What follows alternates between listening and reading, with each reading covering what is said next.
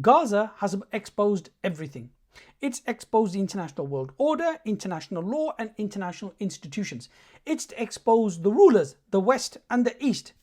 There is another thing that Gaza has exposed that people have not really spoken about, and that is the failure of Muslims taking part in elections in the West to bring any kind of help or any kind of assistance to the Muslims of Palestine. So have a watch. Members of Parliament, go to their advice surgeries, take 20 people with you and ask them to justify their views on Palestine and on Gaza. And if they say they support Gaza and support the plight of the Palestinians, ask them to evidence it and to take some action to show solidarity. That's how we can make a difference, because Israel's actions, its killing of children, its bombing of schools and hospitals, must be condemned without equivocation. I'm going to bring about is based on the ability of the police to place conditions and restrictions on protests.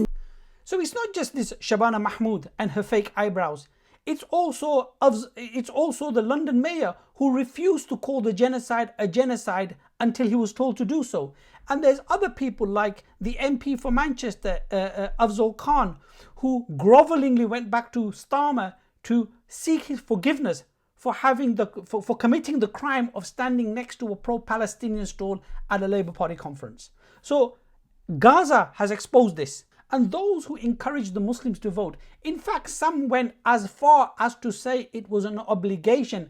In other words, that if you did not vote, and if you did not vote for secular politicians in a secular elections, you would be committing a sin in the eyes of Allah subhanahu wa ta'ala. Now, why they said that is probably because they don't understand how a democracy works, or because they didn't want to know how a democracy works for whatever reason known to themselves. What Gaza has exposed clearly, even for a layperson to understand, is this: that the foreign policy in a democratic state isn't determined by the electorate, those people that vote in the election. It isn't determined by the MPs. It isn't determined even by the party that takes power. The foreign policy is determined by, in Britain, what they term as British interests. And this is a euphemism for the capitalists, the people who own the wealth. They are the ones who formulate the foreign policy through their funding of the political parties and politicians, like we see in America and in Britain and in Pakistan and any other democracy in the world, and through their think tanks to shape their opinions and policies for the governing party to enact. So it is not the people, not the MPs, and not the party. And we have had clear examples before to illustrate this point. I have mentioned on many occasions the example of the Iraq War, when the majority of the people in Britain were against it. The majority of the politicians in the ruling Labour Party were against it. Many people in the cabinet were against this. The most powerful man in British politics after the Prime Minister, the Foreign Secretary, Robin Cook, was against it. Yet they still went to war in Iraq, because the foreign policy is not determined by the cabinet members, not by the MPs, not by the party, not by the electorate. It is determined by the interest of that country, and the interest of the country basically means the capitalists of that country.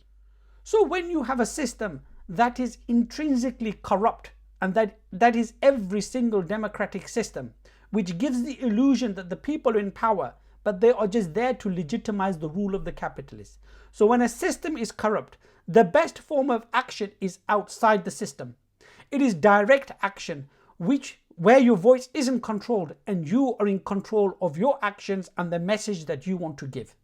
So had the Ummah focused her energies on the Muslim world, targeting the Muslim, the ulama, the intellectual, the Muslim armies, to put the heat on the Arab rulers, to motivate those people who are capable to take control of those lands, of our resources, unifying our lands for the sake of Islam and the Muslims, that by doing that in itself, that would have weakened the control of the West, because they use our lands, our resources, and the puppets imposed on our land in order to maintain control over us. Had we taken that away from them, then that in itself would not allow them to do what they do in the Muslim world. So it's time, and it's high time, that we have tawakkul in Allah subhanahu wa ta'ala, that we have courage. And it's time that the whole ummah unify behind the blindingly obvious, and that is the re-establishment of the political Islamic entity to unify the lands, unify our resources, and to bring light to where there is darkness in the world.